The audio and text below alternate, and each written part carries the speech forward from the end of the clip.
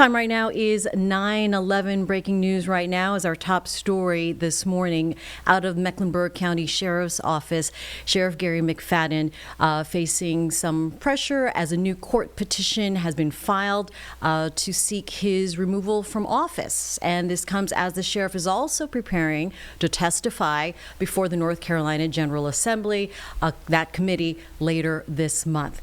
Joining us right now, live in the Live Impact studio with our weekly conversation is Sheriff Garry McFadden. Sheriff, thank you for coming in this morning. Thank you. Sticking to our commitments.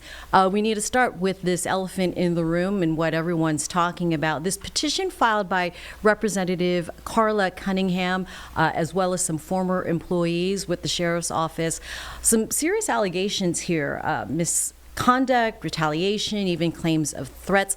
What is this stemming from, and your reaction to this filed petition?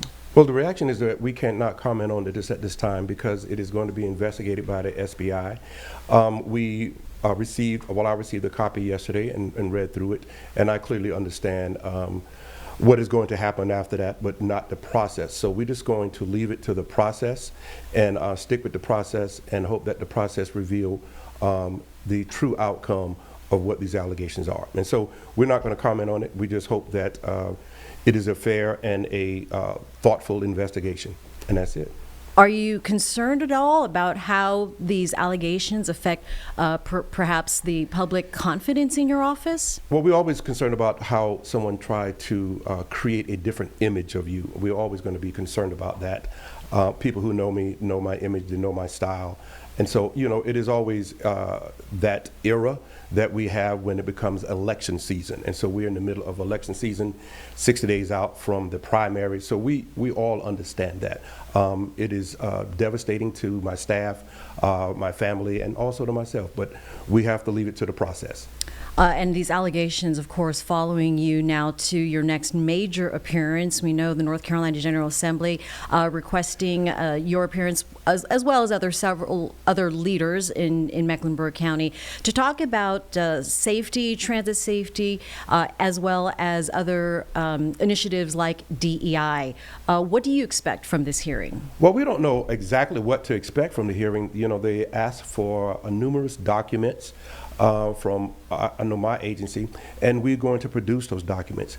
We believe that these are the type of conversations that we need to have prior to something like this. You're mixing two incidents, you're mixing what happened with the light rail, and then you're trying to mix it with these allegations of this petition.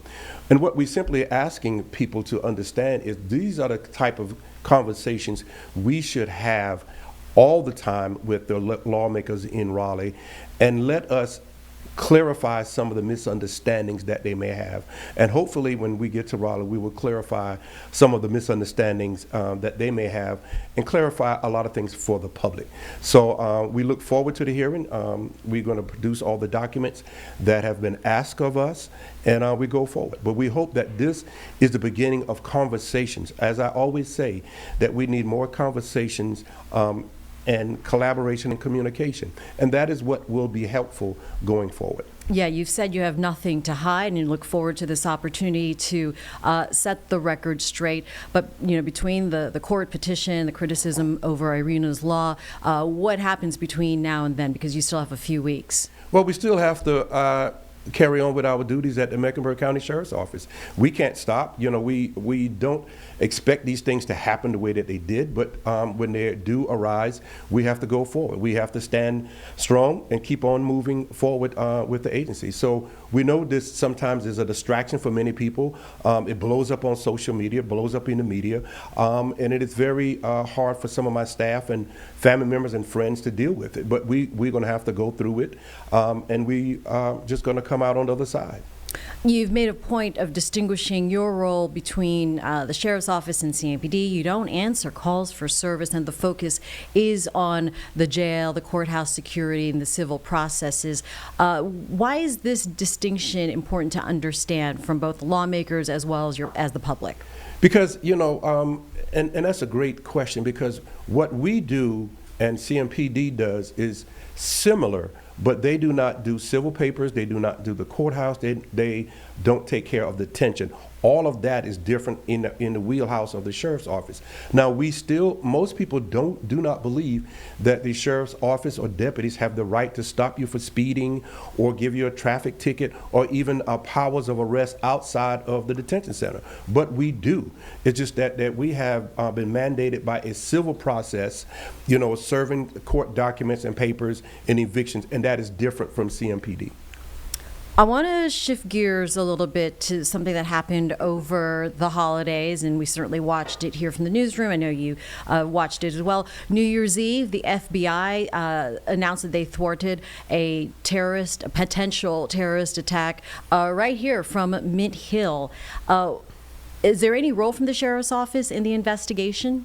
No, it wasn't no role from the sheriff's office. We're going to house this individual when he's here.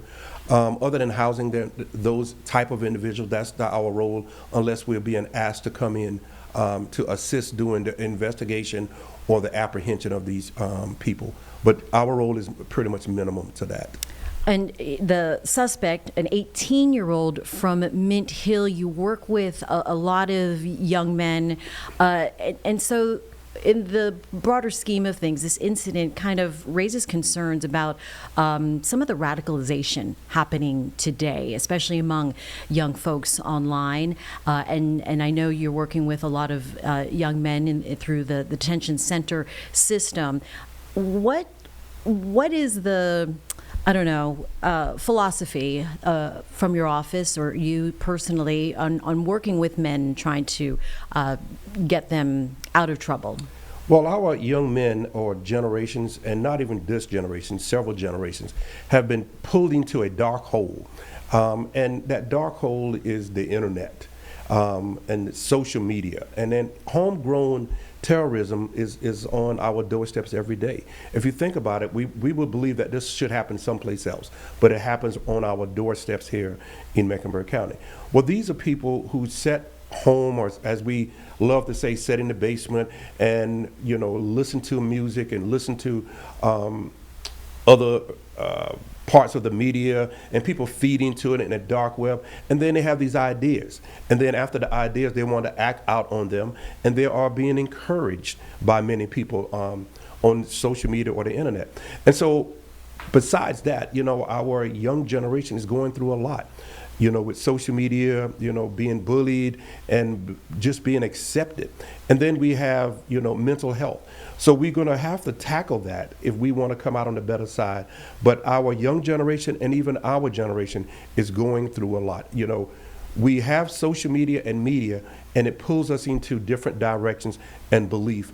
And then it feeds into our ideas, and then we want to act upon them. So this is not so much of an isolated incident.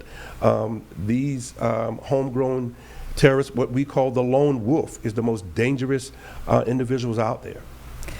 Yeah, and so again, to circle back, it just comes back to the issues with the jails and the detention centers and the capacity and having some of these homegrown criminals or suspects, I should say, in the system. Where do things stand right now as far as the detention centers? Well, our numbers are going up. We've reached our all-time record this past weekend. I think it was like 1687, and usually we hover around 1,500. So we're the numbers are rising.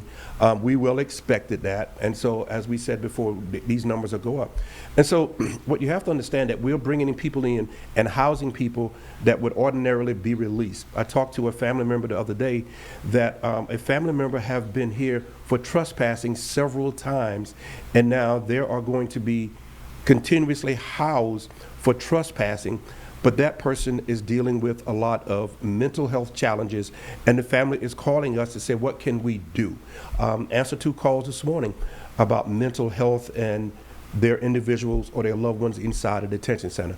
So these are the things that we're going to have to face and continue to face and work with, and hoping that the public truly understands what we have to do each day and what we are facing each day, and simply just not housing people waiting for court. But we are still housing people waiting for court, but they have many challenges. Yeah, so looking ahead and with folks saying that there are these safety issues, capacity. You said the numbers are going up over the weekend. How do you address these challenges? What is the first step?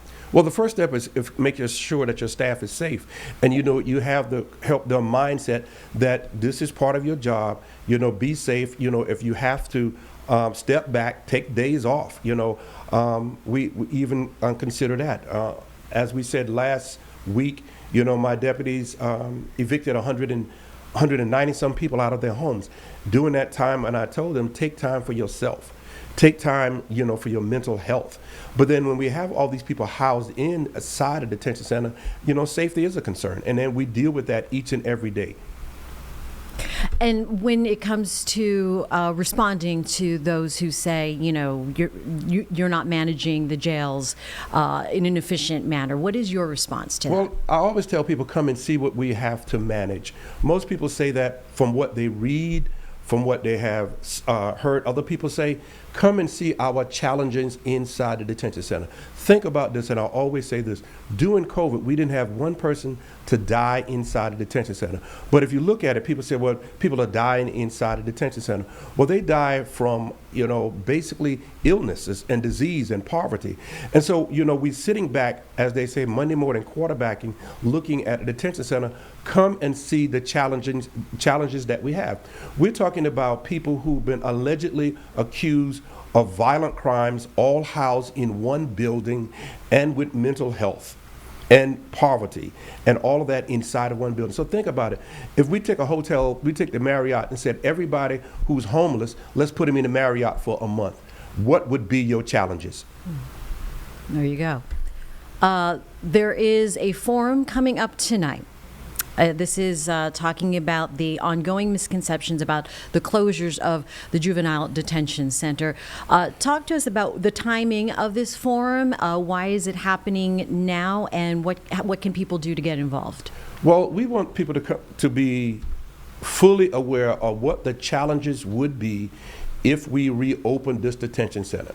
The first challenge is staffing. It would take 96 people to run that detention center, what we call Jail North or Detention Center North. 96 people.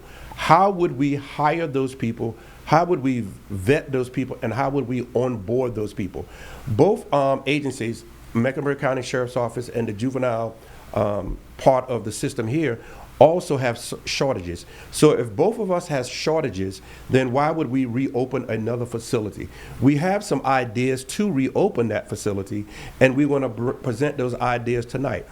We do need a juvenile detention center in the state the size that Mecklenburg County could operate. But how would we operate it? And when we talk about stakeholders, everybody likes to say stakeholders and resources. Of course we need stakeholders and resources, but we need financial resources also. And the main resource is staffing.